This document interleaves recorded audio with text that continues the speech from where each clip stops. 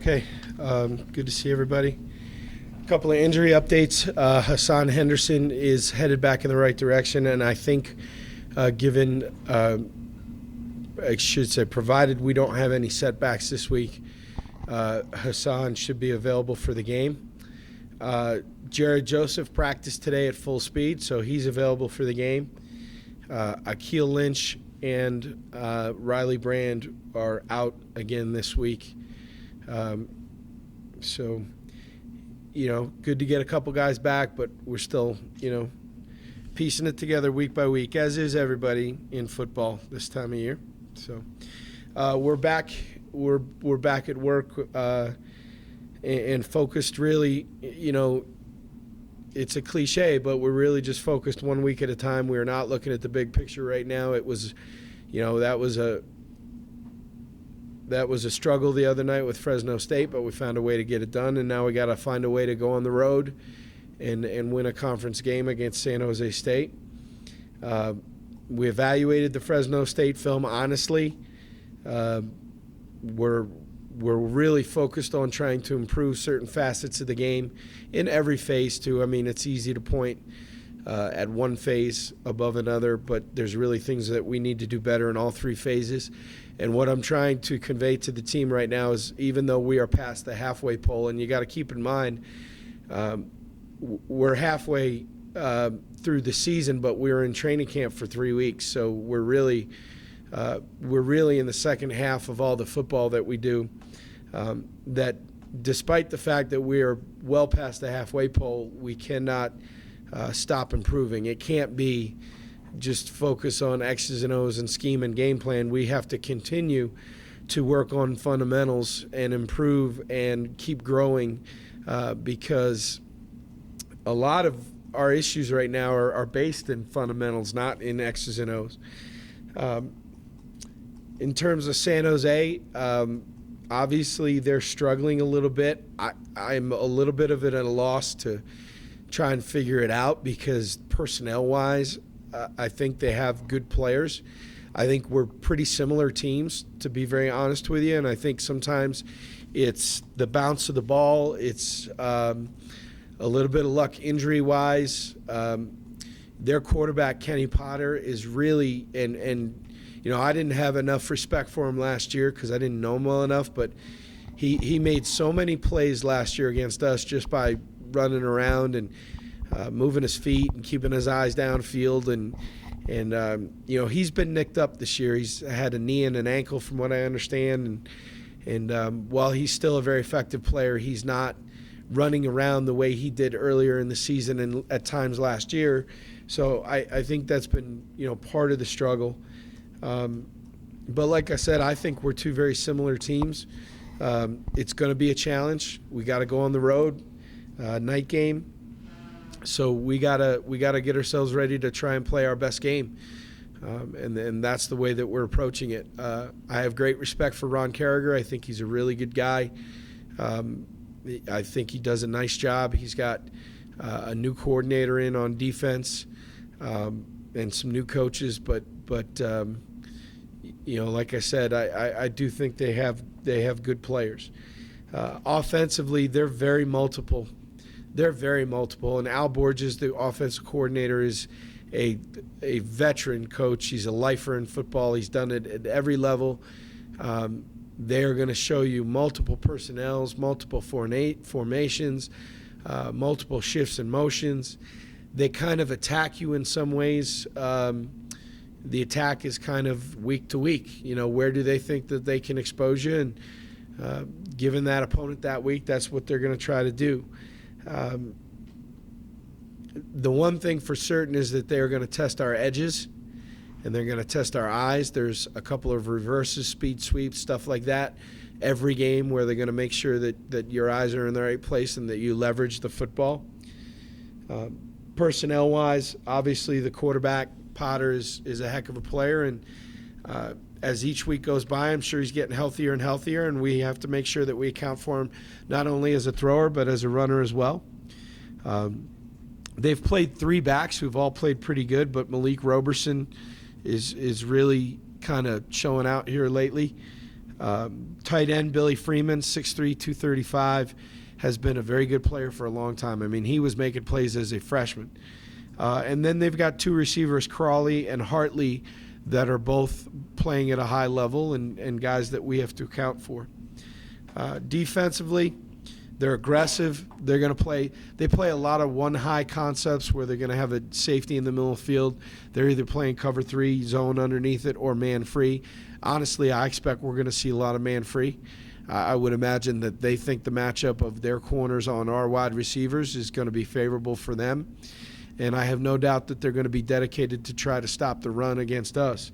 I think their front is the strength of their defense. They've got some stout guys up there and some guys that play really hard. Schematically, they don't. They're not going to blitz a ton, but they don't need to because they have some edge rushers that can create pressure, and they're going to play a lot of guys in the box. So it's going to be crowded in there whether they pressure or not. Owen Roberts, 51, the defensive tackle, I think is a heck of a player. Isaiah Irving, 53, the defensive end, is a 6'4", 245-pound. He is a very, very good player. He can create pass rush on his own. Middle linebacker Christian Tago is a good player and has been for a while. He's a senior. And more, 21, Andre Shasheri. If I said his name wrong, Andre, I apologize, but you're a good player. And so is, McKnight, the safety. In terms of special teams, they got, I think, the best punter in the league, Carrizosa, who hammers the ball. And he's also the kickoff guy. He's incredibly talented. They've got two good returners, one of which, Rashid Johnson, is a USC transfer. He's the kickoff returner. So we're going to have to play well in the special teams. We're going to have to cover kicks for sure. Clearly, we're going to have to do a better job making field goals. And, we just got to play. We got to play sound. We got to play well. I don't think we're good enough to take anything for granted. So we've got to get our minds right and get going, and that's what we'll do. So with that, we'll take any questions. Compared to the other road trips as far as distance goes, this one kind of like a nice change of pace to kind of be so close? No, because we're on a bus. If we were on a plane, I'd be thrilled. But, 4.5 hours on a bus, 4.5 hours on a plane, it's 4.5 hours either way. Probably, I guess the only thing better about the bus is that I get to pick the movies for bus one. So, actually kind of stinks, to be honest with you, because we're going to bus there, which is fine. But you're going to play 7:30 game and bus home and get back here at about 5 in the morning. So that's not ideal, but it's that's what we have to do, and that's fine, and we'll deal with it. So. What movies will bus one be shown? I don't know. It's Adam Raymond has the very difficult job of going out to either a Redbox or a Best Buy and coming up with, there's 4 player buses, so we'll have 8 movies. All I know is that I will choose the first 2 for bus 1, and after that they can fight it out. I put on Wedding Crashers last year on a bus trip. I think maybe it was to Fresno. I was shocked at the amount of guys on our team that had never seen the movie. It's speaks poorly about this generation. You mentioned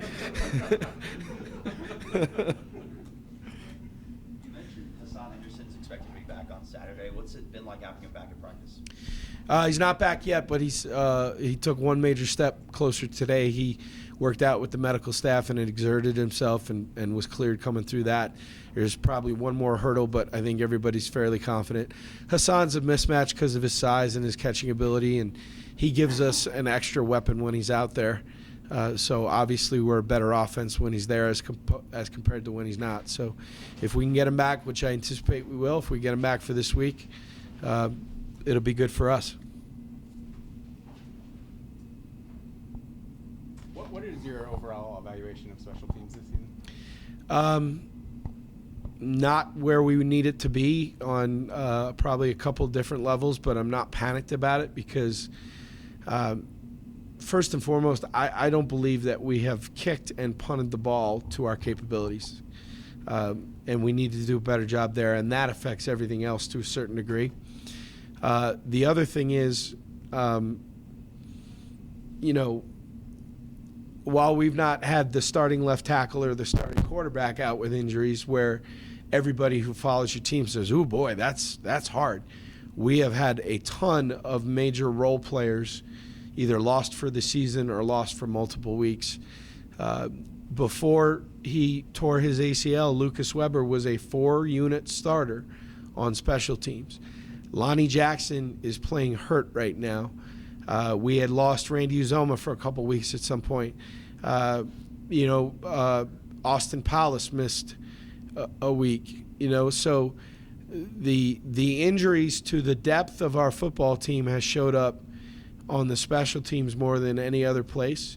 So I don't think it's fair after 6 weeks and really the core of our units, like a MASH unit, I don't think it's fair for me to draw a conclusion.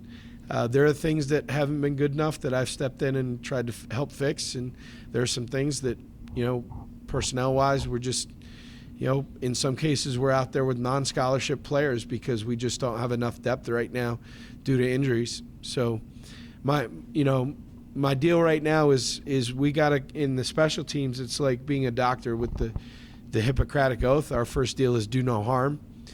I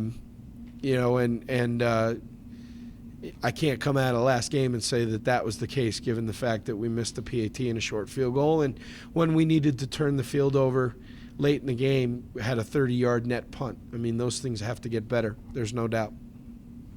What do you think has been the issue with Zuzo this year? Do you think it's mental? Is it physical? All of the above. And, all we can do is support him. He's been a very good player for a long time. He's a wonderful kid. I know he's not struggling on purpose. It's a very, it's like a putter with the yips.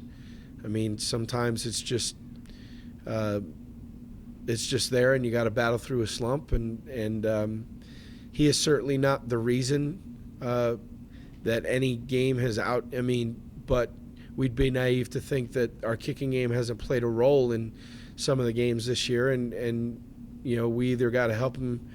We either got to help him get fixed or we got to give him a breather.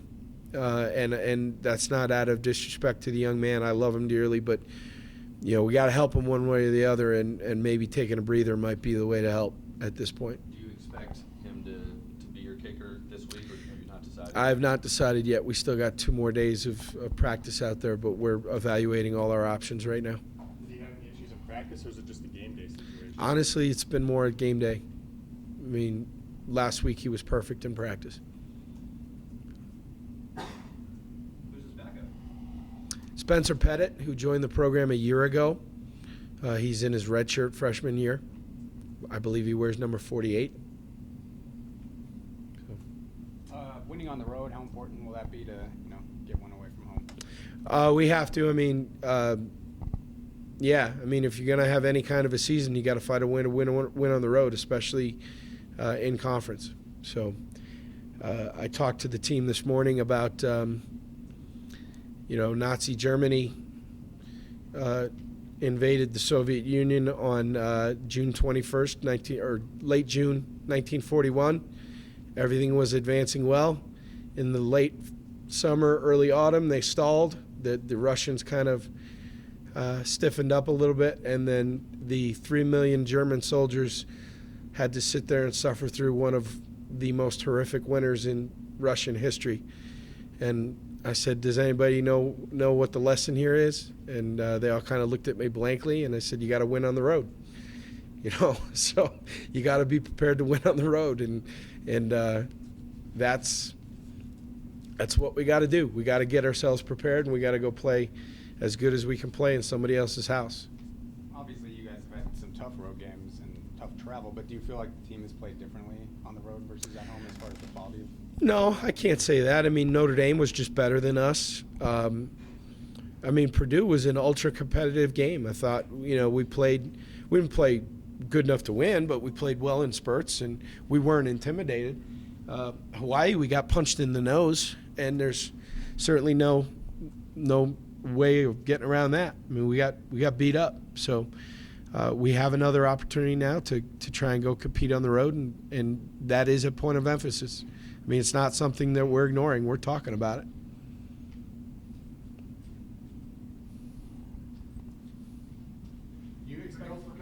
Do you expect Kenny Potter to be at full strength and be able to test your run defense, or is the goal to make him beat you from the pocket?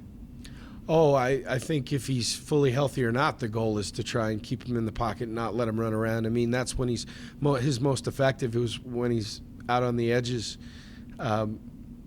So, the fully healthy or 75%, he's his most effective when he's out on the edges and being creative and forcing the issue defensively. So, that's something that we have to account for. I think they've had like 15 turnovers this year. You guys have only had 2. Why have you been so successful in, being in the plus side on turnovers? Well, now you said that, and it's going to go sideways. Why? Because it's a point of emphasis, and it has been for 4 years. And I think, there are a lot of things that we could do better, but I think if you look back at our tenure over 4 years, we're always pretty close to the top of the conference in terms of plus minus. I wish we'd taken away now more than we have. I think we've missed some opportunities to take the ball away, but I think we just emphasize ball security and takeaways on defense so much that you see the results of it. And frankly, there have been times that what we've done on defense has been kind of ugly, but we give ourselves a chance because we take the ball away, and that counts. I mean, that matters. I mean, when you pursue, when you cause turnovers, that can cover up for some deficiencies at other places. I'm not going to get in trouble for talking about World War II, am I? I mean, I know the world's so politically correct. I clearly wasn't picking sides. I wasn't cheering for one side or the other. I was just simply, and again, you want to be disappointed in our school system, the amount of people that looked at me a little bit sideways as I was, reciting that deal. Jake, my man Jake Henry, my only history major on the team, we were right there the whole time. Have a great day. Thank you.